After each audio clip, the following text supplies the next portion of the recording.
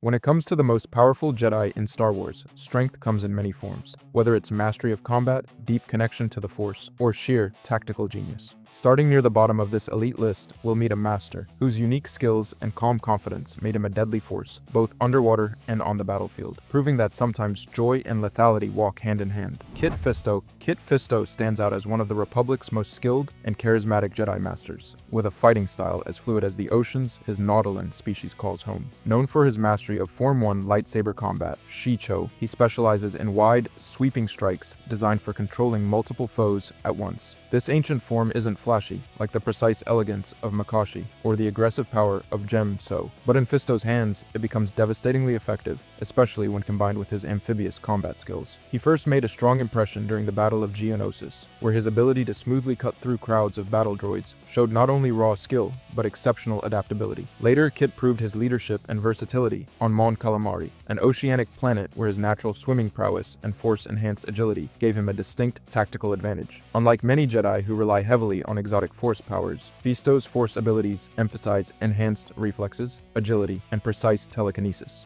making him swift and deadly, especially in environments where his amphibious nature shines. But here's the kicker. Kit Fisto was trusted enough to join Mace Windu's elite strike team assigned to arrest Chancellor Palpatine, the Sith Lord Darth Sidious in disguise. Alongside Agen Kohler and Sashi Teen, Fisto was one of the top duelists the Jedi Order could muster. When the lightsaber clash erupted, he survived longer than his comrades, managing to hold his own against the Emperor's lightning-fast attacks before eventually falling. That he lasted as long as he did, given Sidious's overwhelming power, speaks volumes about his skill and courage. Despite limited screen time, Kit Fisto's joyful demeanor in battle, always sporting that unmistakable grin, belies a lethal mastery and tactical mind. He's one of the few Jedi whose combat style and force powers are tightly coupled to a niche environment, underwater and amphibious warfare. This specialization makes him unique among the Order's top swordsmen, and earns him respect as a top-tier, if not quite legendary, Jedi Master. Compared to giants like Mace Windu or Yoda, Kit Fisto may not bend the Force itself, but his blend of martial skill, battlefield leadership, and amphibious finesse secure him a solid spot in the ranks of the Republic's deadliest defenders. Next up, Obi-Wan Kenobi, the Jedi who redefined defensive lightsaber mastery and outlasted some of the galaxy's deadliest opponents. Obi-Wan Kenobi. Obi-Wan Kenobi is the perfect example of a Jedi who wins by defense, patience, and strategy rather than brute force, and I can prove it. Instead of flashy power moves, Obi-Wan mastered Form 3 Sorsu, the art of tight, unyielding defense. His style is about waiting for the perfect moment to turn an opponent's aggression against them. It's less about dominating every second and more about enduring until the other side breaks their own rhythm. The basic story? Obi-Wan is a legendary Jedi Master and revered member of the Jedi High Council. He's famous for dueling the deadliest foes, Darth Maul, General Grievous, and even Anakin Skywalker in the epic Mustafar duel. That last fight wasn't just a clash, it was a masterclass in tactical discipline where Obi-Wan's calm endurance shattered Anakin's rage. Going deeper, Obi-Wan's Sorsu mastery lets him deflect massive blaster fire and lightsaber strikes with minimal effort, making him nearly untouchable. Think of it as the ultimate energy-saving defense that forces enemies to wear themselves out. This approach let him outlast Darth Maul, pure aggression and speed, and beat General Grievous, a relentless cyborg, with 4 lightsabers. His victory over Grievous came from precision, knowing exactly when and where to strike after peeling back layers of offense. Obi-Wan's Mustafar duel shows his defensive genius at its best. Anakin had raw power and fury, but Obi-Wan's discipline and Sorasu's skill gave him the high ground, a literal and figurative tactical edge. His patience paid off when he predicted Anakin's desperate leap and struck the fateful blow. Obi-Wan wasn't stronger, he was smarter and steadier. His force powers, solid but not flashy. He uses telekinesis, mind tricks, strong precognition, and an unbreakable spiritual connection that carries him on as a Force ghost. No planet throwing here, just subtle control, heightened awareness, and mental clarity. Here's the kicker. Obi-Wan's legacy isn't only his battles, but his unwavering discipline that turns defense into victory over stronger foes. Power isn't just brute strength. You can outlast, outthink, and outmaneuver. If tactical patience sounds dull next to explosive moves, remember, Obi-Wan defeated 3 of the deadliest Sith and killers through defense and grit alone. Next, we jump from the seasoned defensive master to the unpredictable New Hope, Rey Skywalker. Rey Skywalker is a lightning-fast ascender in the Jedi hierarchy, a scavenger turned resistance hero who somehow taps into a level of power that rivals Legends, and I can prove it. Her connection to Ben Solo through a Force dyad isn't just relationship drama, it's a cosmic bond that links them as literally one in the Force, allowing them to share power, communicate across vast distances, and even pass objects between selves. This dyad concept is new, rare, and still not fully explained, but it obviously supercharges her abilities beyond what traditional Jedi can do. Officially, Rey is Palpatine's granddaughter, which should have put her on some dark side fast track. Instead, she rejects that legacy, chooses the Skywalker name, and leans fully into the light. That contrast alone sparks controversy in the fandom, because her rapid mastery of Jedi skills, nothing short of breathtaking, feels like it's part innate talent, part dyad-enhanced power. Her feats underline her exceptionalism, healing a giant snake with the Force, mending Ben Solo's wounds, exhibiting advanced telekinesis that rivals the best in the saga, and in The Rise of Skywalker, channeling the voices and power of past Jedi to stand toe-to-toe against Palpatine's Sith Eternal Army. That moment where she redirects his dark lightning back at him using a crossguard lightsaber stance is literally unprecedented, combining her own raw power with a communal Jedi Force. Here's where it gets weird. The dyad amplifies her power in ways that break traditional rules. Unlike other Jedi who labor for decades to develop skills, Rey leaps to mastery in a few years. The dyad's metaphysical unity explains how Ben's calm can stabilize her chaos, and her strength empowers him in return, creating a synergy that's more than the sum of their parts. Yet, the canon offers little on how this bond works mechanically, leaving players and fans to theorize wildly. Also, her lineage as Palpatine's descendant makes her light side allegiance a huge story beat, but some see it as a convenient retcon to justify her power, while others applaud her symbolic rejection of bloodline destiny. Either way, it ties into the bigger theme that power isn't just about genetics or training, it's about choice and connection. The evidence for Rey's power is strong. The films explicitly show her advanced healing, telekinesis, dyad communication, and communal force channeling. But the novelty of the dyad and her breakneck rise leave interpretive gaps, making her powers both awe-inspiring and divisive. If you think that's impressive, wait until you hear about the legendary crusader who walked the thin line between light and dark himself. Next up, Revan.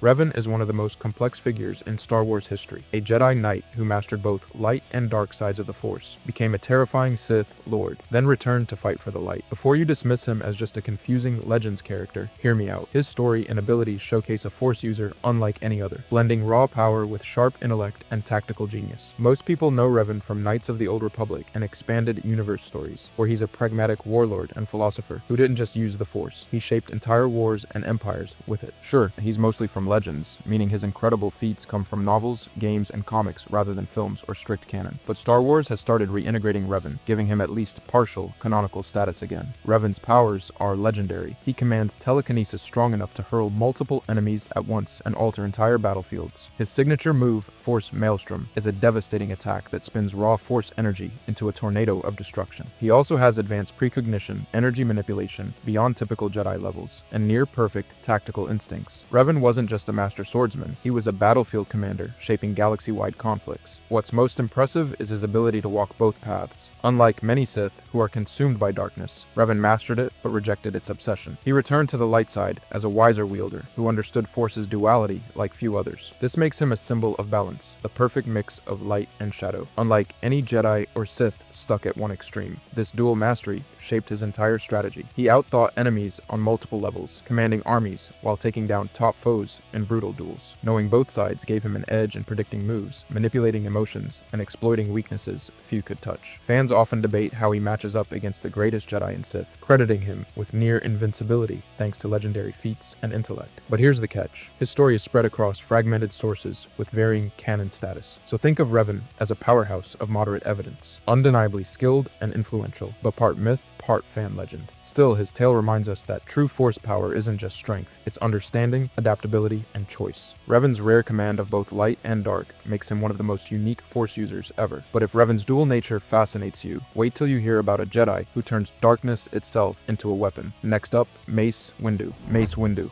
Mace Windu is the Jedi Order's greatest champion, period. As a High Council leader during the Republic's final days, he wasn't just respected, he was feared for his sheer power and unshakable commitment to the light side. But here's the kicker. Mace didn't just follow tradition, he invented Vapad, a lightsaber form so dangerous it channels the dark energy of his opponents without letting it consume him. Before you roll your eyes, this isn't your average combat style. Vapad is less a technique and more a state of mind, walking through the penumbra of the dark side. It's a loop between Mace and his opponent's fury. He harnesses their inner darkness, turning it against them, while staying balanced on the razor's edge of the light. This risky method makes Mace uniquely lethal, especially against dark side users who underestimate the toll that energy reversal takes. Add to that his rare Shatterpoint ability, a Force perception talent that lets him pinpoint weak spots in people, objects, or events. And you get a Jedi who fights not just with power, but surgical precision. He senses where one strike or decision can fracture an entire outcome, making him a master of critical interventions no enemy sees coming. That's why Mace could stand up to to Darth Sidious for real. Speaking of Sidious, Mace's duel with the Sith Lord in Revenge of the Sith is legendary, not just for its intensity, but because George Lucas said Mace and Yoda were the only Jedi who could compete with the Emperor. In the fight, Mace disarms Sidious and keeps blade dominance, a feat no one else comes close to. Whether Sidious was cautious or caught off guard, Mace went toe-to-toe with the darkest Sith of the era, and nearly won before Anakin's betrayal changed everything. Here's the thing, Mace isn't just a master swordsman or force wielder, he embodies lethal precision balanced with moral rigor. His willingness to embrace the darkness just enough to use it as a weapon without succumbing sets him apart. It's like juggling live grenades while reading a bedtime story. One slip and it's over. But Mace pulls it off with calm, ruthless focus that sends chills through the Jedi Order. Fans debate whether Mace truly could have defeated Sidious alone. Community consensus says in raw skill, Mace ranks with the legends. Some argue his strict morals blinded him to Anakin's threat, indirectly causing the Jedi's fall. But that's a flaw, not a power limit. Mace's lethal potential is on another level. Compared to others, Mace's mastery of dangerous techniques and his use of shatter points puts him a cut above most Jedi. But if you think wielding darkness without falling is impressive, wait until you hear about the Chosen One who nearly shattered the whole Order, Anakin Skywalker. Anakin Skywalker is the ultimate what-if of the Jedi Order. Known as the Chosen One, he wasn't just powerful. His raw potential was literally off the charts, evidenced by having the highest established midichlorian count in Star Wars canon. The Jedi Council recognized him as a prodigy destined to bring balance to the Force, and his peak performance hints at a level of power no other Jedi ever truly matched. Before you dismiss the hype, hear me out. Anakin's feats during the Clone Wars were jaw-dropping. He decisively defeated Count Dooku, a Sith Lord who had bested multiple Jedi Masters. He led daring military campaigns across the galaxy, frequently tipping battles in the Republic's favor with his tactical brilliance and combat prowess. His lightsaber skills combined ferocity and precision, executing maneuvers that outclassed nearly every opponent he faced before his fall. But here's where it gets dark. George Lucas himself said that an uninjured Anakin could have defeated Darth Sidious, the powerhouse Emperor himself. That's not a casual claim. It places Anakin's unrealized ceiling well beyond even Mace, Windu, or Yoda, positioning him as potentially the single most powerful Force user of his era had fate not intervened. Imagine a Jedi so strong and fierce that the Sith Lord on the throne would have been toast if Anakin hadn't been crippled physically and mentally. Of course, greatness came with a huge price. Anakin's emotional volatility, his fear, anger, and desperation delayed the full realization of his potential. This tragic flaw pulled him toward the dark side, culminating in his transformation into Darth Vader. That fall wasn't just narrative weight, it literally prevented the Jedi Order from having their ultimate champion at full strength. We never got to see what Anakin could do, fully unleashed on the light side. Think about his duel with Obi-Wan on Mustafar. Anakin's raw power and aggressive style were unmatched in that prequel trilogy, overwhelming every foe but eventually losing due to hubris and overconfidence. His defeat wasn't from a lack of skill or strength, it was emotional instability, which makes this whole story a cautionary tale about talent wasted. The canon portrayal combined with Lucas's explicit statements make this a well-documented fact inside Star Wars mythology. Anakin's story is the perfect balance of awe-inspiring potential and crushing tragedy. Every time fans ask, who was the most powerful Jedi ever, you get two answers. Anakin Skywalker for his peak potential, and Darth Vader, well, minus the raw power. If you think Anakin's peak is impressive, wait until you hear about Yoda's centuries of wisdom and combat mastery in the next section. Yoda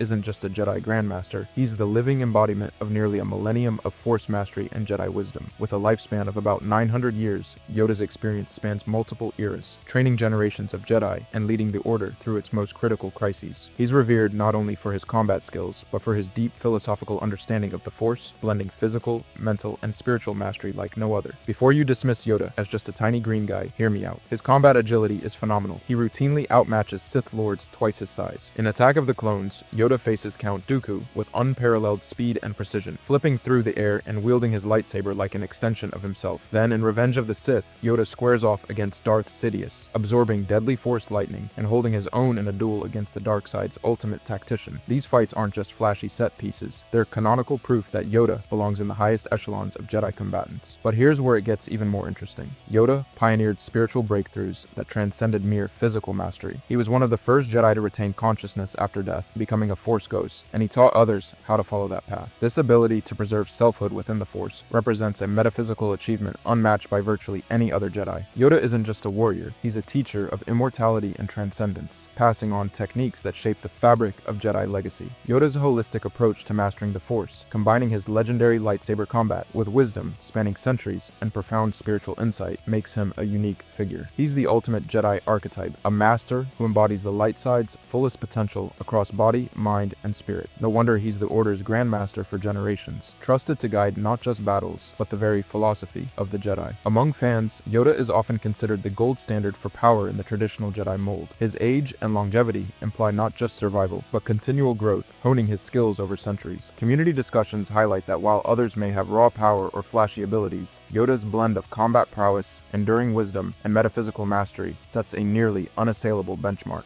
The evidence for Yoda's greatness is rock solid across films, animated series, novels, and lore articles. His canonical duels, centuries-spanning leadership, and unique spiritual breakthroughs have been consistently documented. Yoda's legacy isn't just about raw power, it's about the perfect fusion of all aspects of the Force into a single, profound mastery. But if you think Yoda's accomplishments are impressive, wait until you see how his lessons shaped the next generation, specifically the one who took his training and changed the galaxy forever, Luke Skywalker. Luke Skywalker. Luke Skywalker is the legendary Jedi Master who changed the galaxy, from a moisture farmer on Tatooine to the hope of the entire Rebel Alliance. Everyone knows him as the guy who blew up the Death Star with pure Force instinct, but that's just the start. He's not just a skilled fighter, he's the peak of Jedi philosophy and power. Before you say, isn't Yoda or Anakin stronger? Hear me out. In the expanded Legends universe, Luke reaches near omnipotent levels that redefine what the Force can do. He mastered both light and dark sides without falling to corruption, developing abilities that sound more like magic than Jedi skills.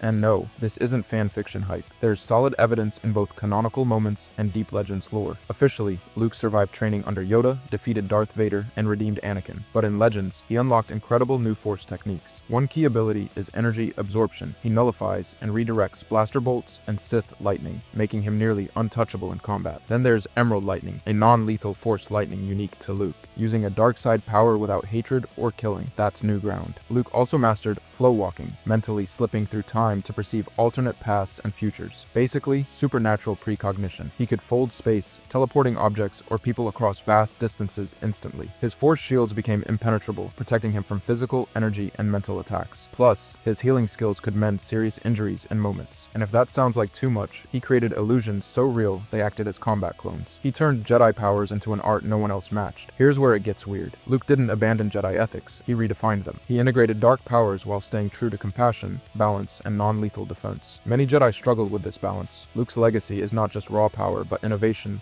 born from wisdom. He rebuilt the Jedi Order after its near destruction, blending old teachings with his new Force understanding to keep the Order alive without repeating past mistakes. What separates Luke is how he embraced the full Force spectrum without falling to darkness. While others failed, he maintained light side purity, proving the Jedi path could evolve beyond rigid dogma. This philosophical shift makes Luke not just powerful, but a mythic figure who reshaped what being a Jedi means. Among Legends fans, Luke is often crowned the most powerful Jedi ever. His feats surpass even Yoda and Anakin at their peaks, blending tradition and fearless innovation. Even film-only fans recognize Luke as the savior and redeemer of Anakin, securing his high-tier status, while Legends elevates him to God tier. Not all fans agree on ranking, especially canon versus Legends, but Luke embodies the ultimate Jedi progression: power, philosophy, and heart combined at the highest level. He's the perfect storm of old-school skill and new Force mastery. If you think mastering lightsabers and Force push is strong, imagine bending time, teleporting across galaxies, and absorbing blaster fire like a warm breeze. That's Luke Skywalker, the Jedi myth made real. If you enjoyed this video and want to see more, click the video on the screen now.